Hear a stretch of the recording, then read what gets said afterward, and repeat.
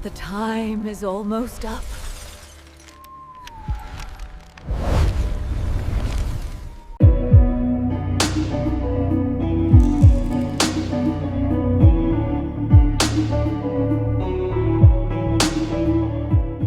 Всем привет. Пытаюсь делать добрые расклады, но вы, наверное, не хотите. В последнее время очень много вопросов. Дед, почему расклады такие стали жесткие? Почему все негативные? Так это вы не у меня спрашиваете, у себя. Я вот рад бы вам и солнышки, и десятки пентаклей, вот это все вытянуть. Но какие карты падают? Вот у меня к вам вопрос, почему в последнее время у всех апатия и страхи? Я с радостью бы вам прочитал сказочный добрый расклад. Ну, десятку мечей я не могу прочитать, что у вас счастье привалит. Так ведь? И это вы должны что-то со своей жизнью делать, чтобы у меня карты хорошие были. Я же не хочу вам понравиться, чтобы вот прочитать, вот сейчас придет курьер и $1 миллиард принесет. Это же от вас расклады зависят, не от меня. Итак, давайте начнем наш расклад.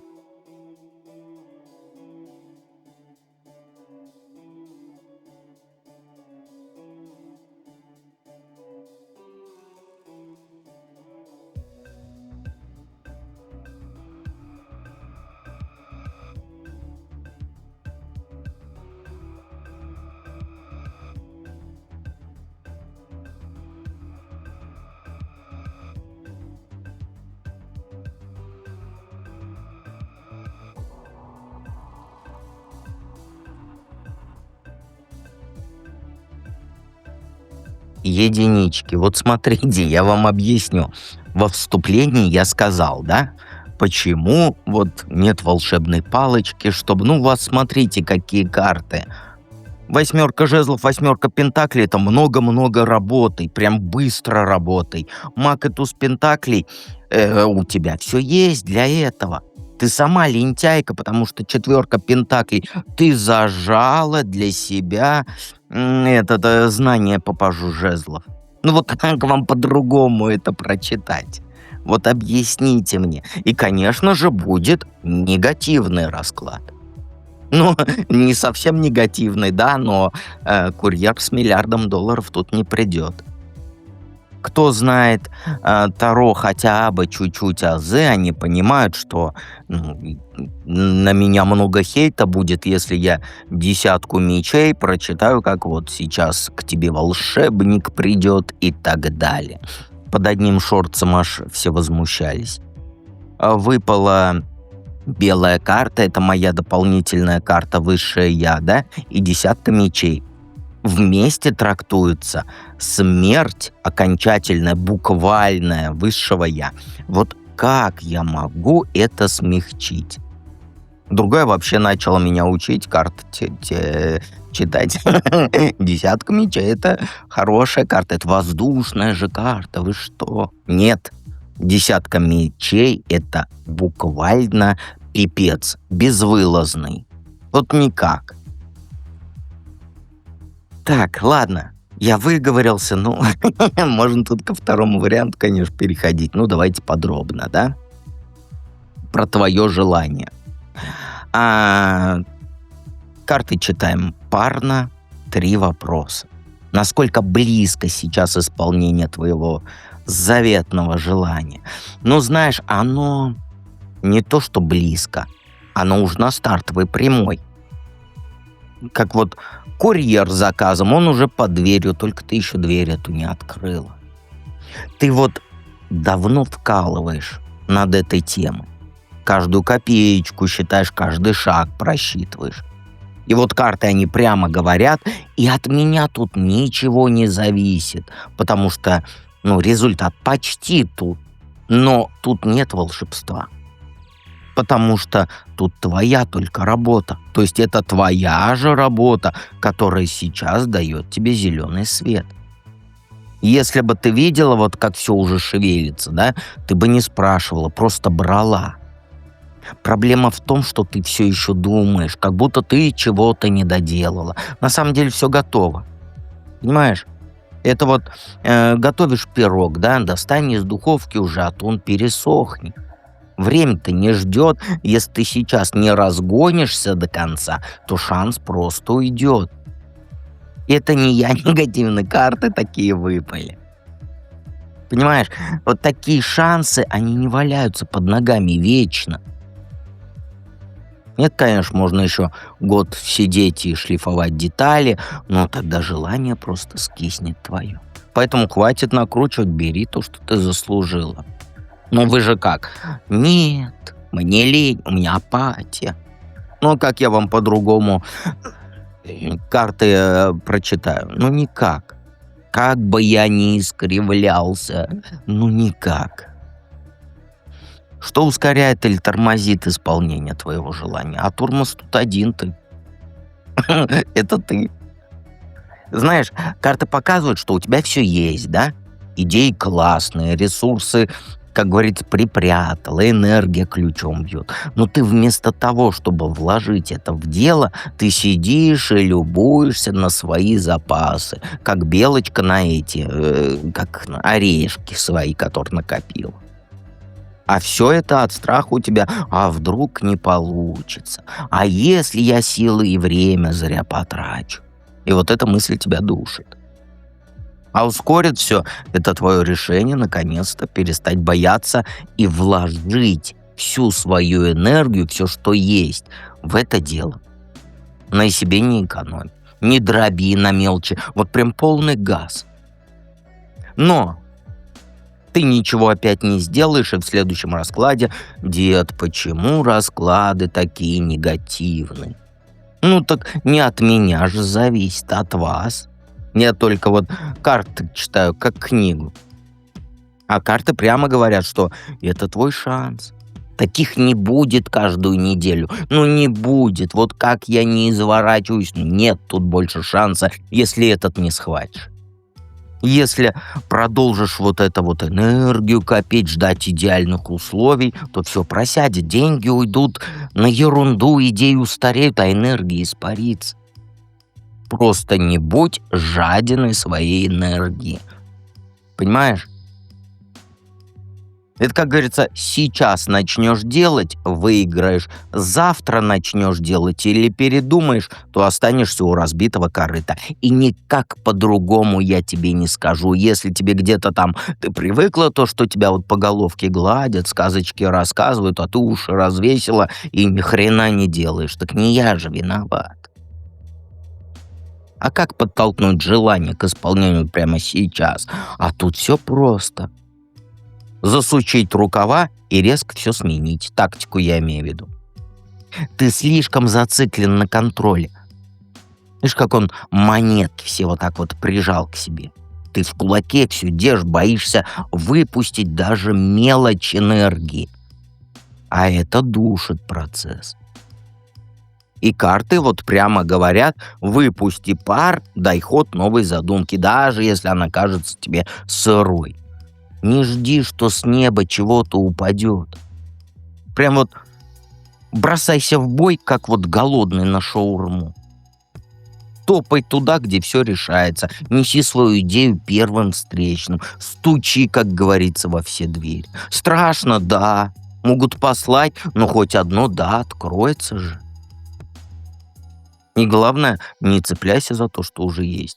Если надо вложить энергию — вкладывай. Если надо отправить резюме куда страшно — отправляй. Прямо сейчас, не откладывай.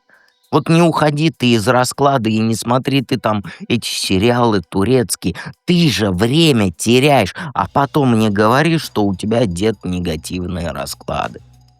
Хватит охранять свои запасы. Энергию трать, пока она в пыль не превратилась. Давайте перейдем ко второму варианту.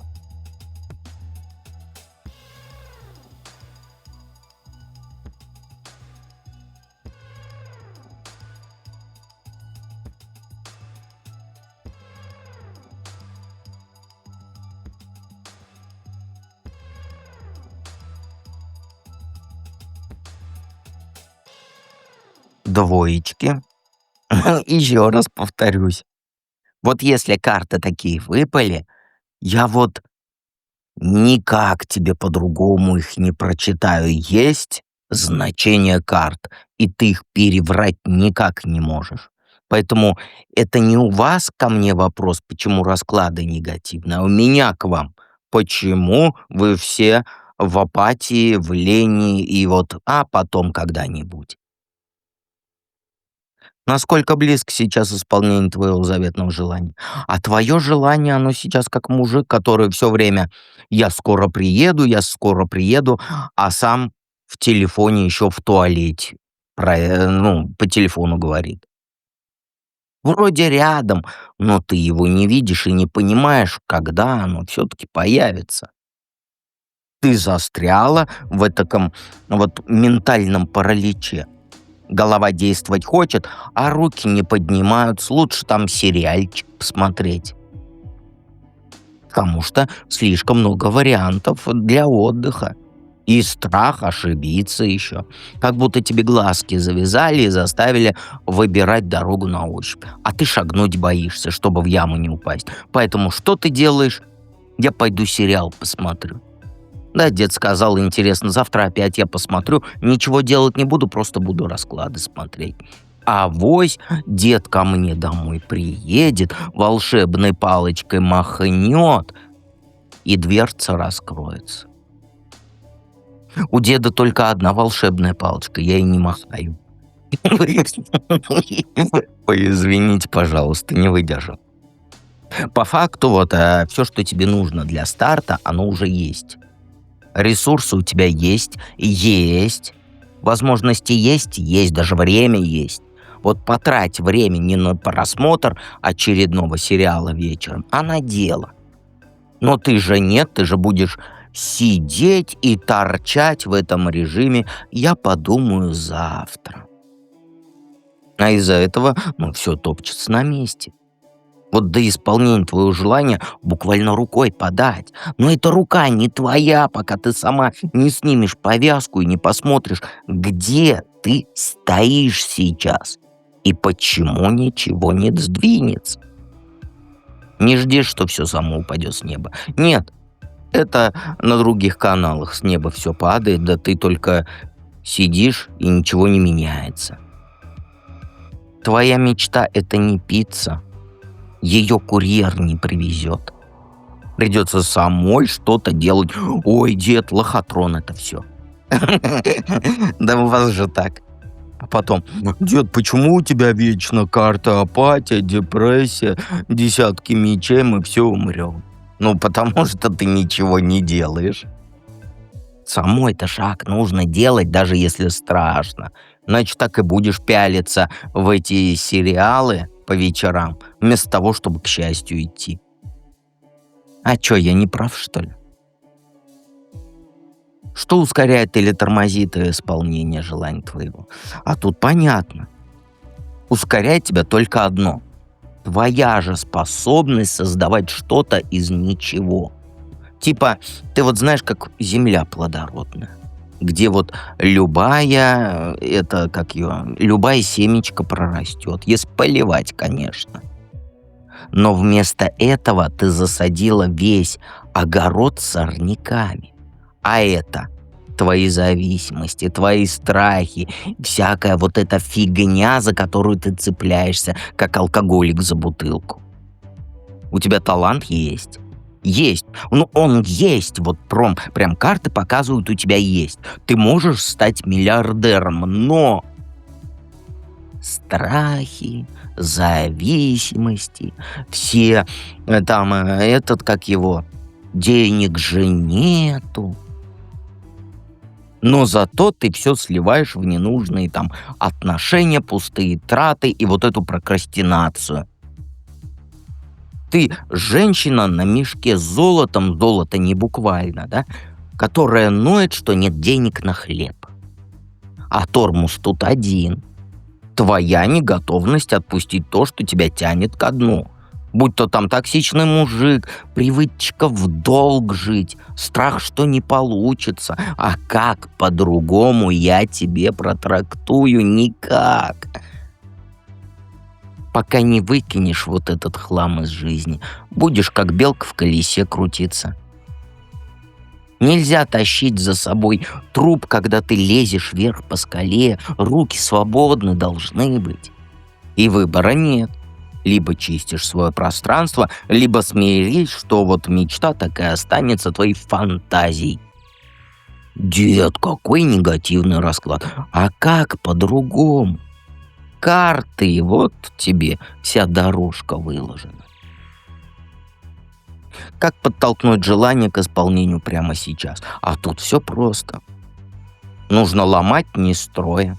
Никаких планов на 5 лет вперед. Ты должна действовать прямо вот сейчас. Не завтра, не после просмотра сериала. Быстро, жестко и немного по-хулигански. По-пиратски, я бы сказал. Вот смотри, вокруг полно возможностей, которые ты не замечаешь.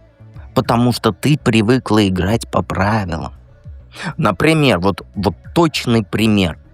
Много ноют, денег нет. Что мешает взять? Вот у меня 4 колоды, да? Я вам их дал, чтобы вы зарабатывали денег. И по авторским правам я ничего не скажу. Продавайте, как говорится, зарабатывайте. Главное, там налоги у себя в странах платите. Чтобы, проблем не было, да? Так что ты сделала? Вот что ты сделала? Ответь мне. Вот прямо сейчас останови на паузу и напиши в комментарии, что ты сделала, чтобы исполнилась твоя мечта. Ничего. Живешь по правилам, которые давно сгнили. Это вот, знаешь, работать техничкой, да? Тебе подходит человек, говорит, а давай-ка ты не будешь техничкой, а будешь директор.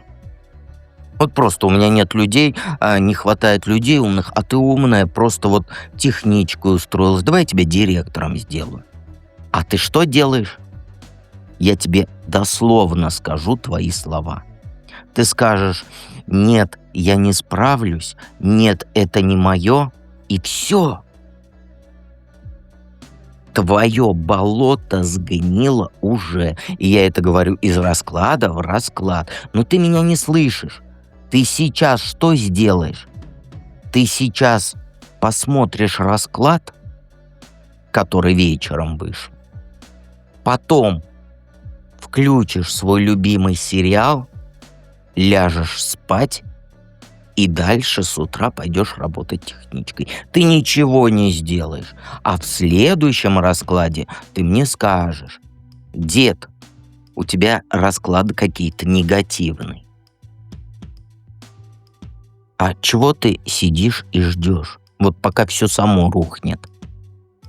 Карты, они прямо говорят, что скоро грянет такая жопа у тебя, что мало не покажется, а по-другому башню я никак не прочитаю. И если ты успеешь схватиться за шанс до того, как все полетит к черту, то ты выиграешь. А медлить будешь, с носом останешься. Будешь свои сериалы, как говорится, корочку хлеба жуя, который заплесневел, и сериал смотреть. Зато дед виноват, что у тебя жизнь такая. Хватайся за самое слабое звено в твоей ситуации и рви его без жалости. Больно? Да. Страшно? Да. Возможно, даже стыдно. Зато потом свобода. Ну или продолжай сопли жевать, там он у тебя этот сериал подоспевает. И я тебя оставлю, тебе там пора сериальчик смотреть. А мы перейдем к третьему варианту.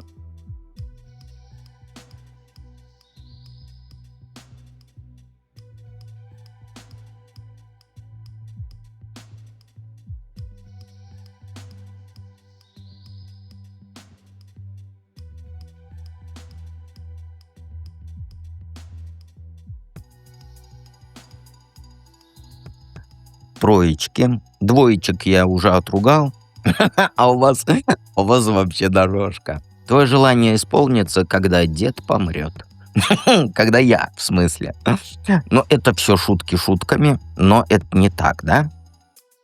Ну, вообще не исполнится. Ладно, я шучу, шучу, шучу. Насколько близко сейчас исполнение твоего желания? Ну смотри, твоя мечта, она вот. Вот возьми. Это твоя мечта, возьми. Но схватить ее тебе придется пройти через серьезную жопу по смерти. Ты знаешь, вот ты как будто сейчас стоишь перед закрытой дверью в новую жизнь, да? А ключ в твоем кармане. Но чтобы ключик этот достать, надо сначала выкинуть весь хлам, который вот ты столетиями таскаешь. Ты же уперлась в точку, где все старое должно наконец-то сдохнуть. Представляешь? А это твои отношения, привычки, страхи и вот это. Больно, да. Будешь орать, как резаная, но это единственный путь, потому что трансформации без боли не бывает. Смерть — это не буквальная смерть, кто Таро не знает, а то реально подумаете, когда дед умрет. Нет, дед — это хорошая карта, но смерть — это трансформация, это пройти через полный путь вот как бы обнуления, то есть чтобы возродиться. И вот прямо сейчас судьба орет тебе: начинай, режь по-живому, иначе завтра проснешься с тем же дерьмом в тарелке. Никаких полумер. Либо ты сейчас ломаешь все, что тебя тормозит, либо так и будешь пялиться на эту дверь, а после расклада просто сериал и давай баиньки. Пока вся жизнь не проржавеет нахрен. Время только сегодня. Ни завтра, ни через неделю. Выбора нет сегодня. Иначе трансформация, не буду говорить, да, слово смерть, а то многие боятся, иначе трансформация тебя, как говорится, намотает. То ускоряет или тормозит исполнение твоего желания. Но, знаешь, вот давай правду. Проблема в том, что ты зависла, как вот тряпочка на гвозде, и ждешь, пока вселенная тебя снимет с этого гвоздя. Сидишь и ноешь. Ой, а вдруг не получится? Или, а что скажут люди? А может подождать еще годик? Вот это все, это и есть твой тормоз. Ты сама, не дед, не я. Это не я, и карты тут не виноваты. Они считывают твою жизнь, и по картам ты сама вот эту петлю на своей шее создала. Ты сама решила, что лучше болтаться вверх ногами, чем рискнуть упасть. А ускорить все проще простого. Перестань бояться ошибиться. У тебя же как? Я пойду в проживание, ой, завтра, ой, послезавтра, ой, через месяц. Вот тебе бизнес-план, ой, я боюсь, это не мое и так далее. Ты же видишь две дороги. Одна в жопу, а другая к мечте. Но вместо того, чтобы выбрать и идти, ты пялишься на развилку, как баран на новые ворота. А выбор-то очевиден. Мир, он не будет тебя ждать. Если ты сейчас не выберешь направление и не шагнешь, то тебя просто сдует ветром. Вот хватит ныть про то, что условия не те, момент не тот, сегодня апатия, завтра депрессия, послезавтра лень. Момент сегодня, завтра его не будет. У тебя две дороги. Еще раз повторяюсь. Одна в жопу, другая к мечте. Куда ты пойдешь? Просмотр сериала — это в жопу. Реально, это дорога в жопу. Так что ты сделаешь после расклада? Ответь мне. Как подтолкнуть желание к исполнению прямо сейчас? А все просто как 3 копейки. Выкинь эмоции в мусорку и действуй как танк, но пролом.